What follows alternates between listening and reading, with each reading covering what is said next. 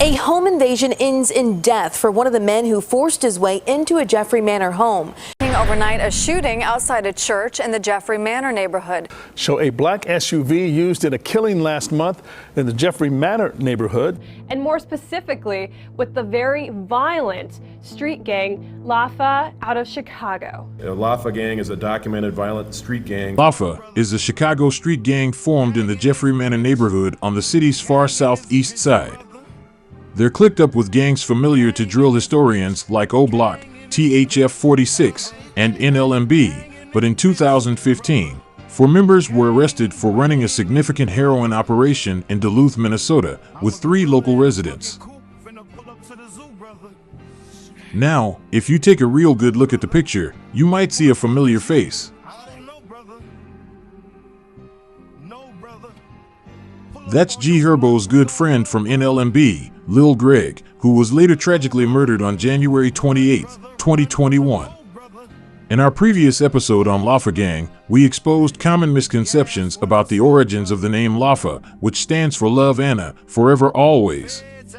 On today's show, we'll detail the bloodiest year in Jeffrey Manor, when LAFA and their former Gangsta Disciple allies from Merrill Park, better known to residents of the manor as Murder Park, and discuss the federal RICO indictment that followed.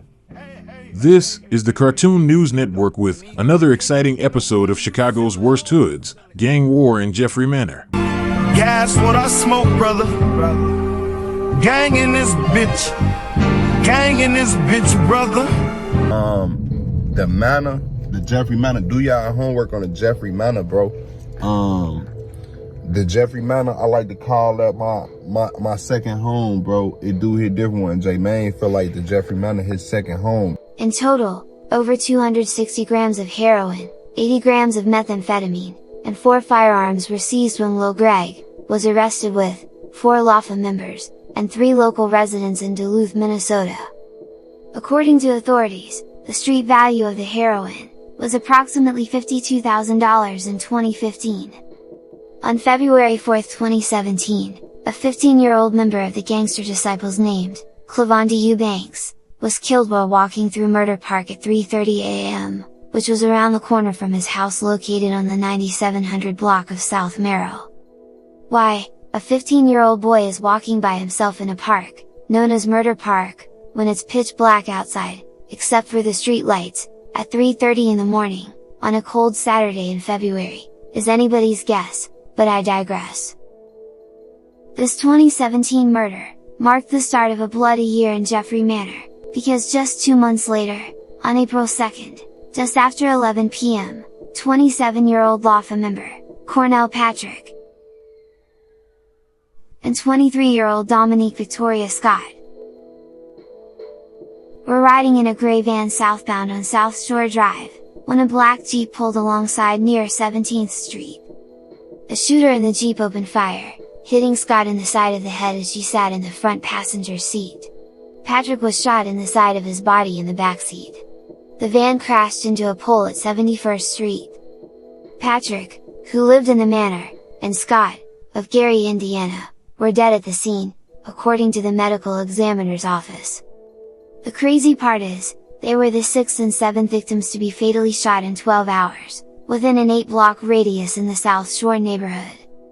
They were killed on the same day as the infamous quadruple homicide at Nadia's Fish and Chicken. Lil Wet, from NLMB, was accused of killing 4 innocent people as revenge for his dad's murder. Anyway, in another revenge killing, in the war in Jeffrey Manor, Cobian Walton, aka Tintin, was walking west on 95th Street with a 22-year-old man at 12:21 p.m., when 2 masked men got out of a black SUV heading south on Yates Avenue, and opened fire. The shooters got back in the SUV, and headed east on 95th Street after the shooting. The 22-year-old survived, but he was shot multiple times, and taken to Northwestern Memorial Hospital in critical condition. Cobian Walton, who lived a few blocks away, was shot multiple times in the chest, right leg and right arm. He was taken to Christ Medical Center in Oak Lawn, where he was pronounced dead at 1:32 p.m. The Gangsta Disciples from Murder Park renamed their gang Tin Gang, in his honor.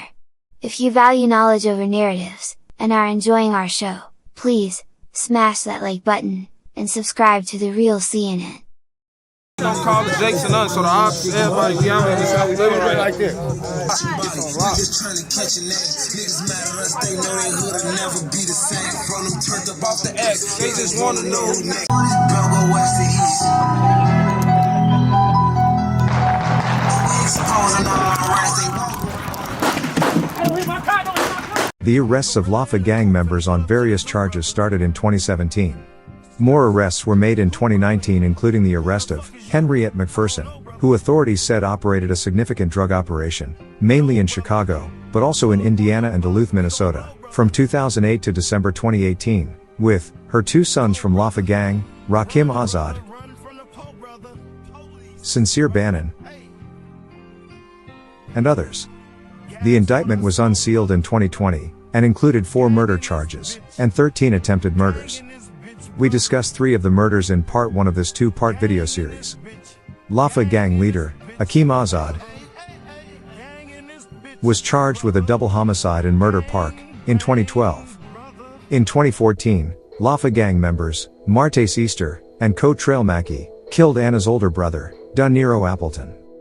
Love Anna, forever always, right?